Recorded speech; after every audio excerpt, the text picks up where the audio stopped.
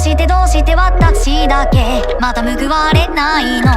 買いの出せない密度萌え、ああしてこうして赤いとまだ繋いでいたいの。それでも帰ってこないの。どうして聞かれても仕方のないものを流れてく自然の摂理、ああしてこうして手に入れて確かめ合いたいの。夢見てた僕のビデオテープ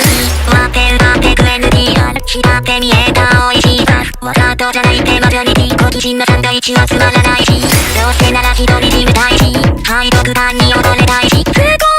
蜜の味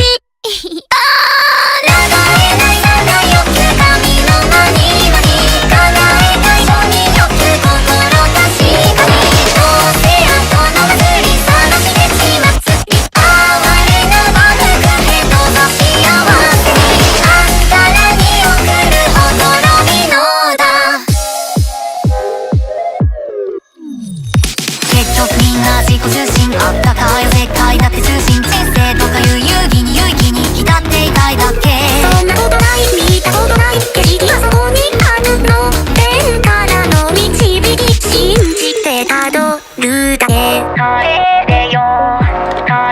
れよ、降りかかる雨 Hurry now Hurry now、 ごめんねもういらないの。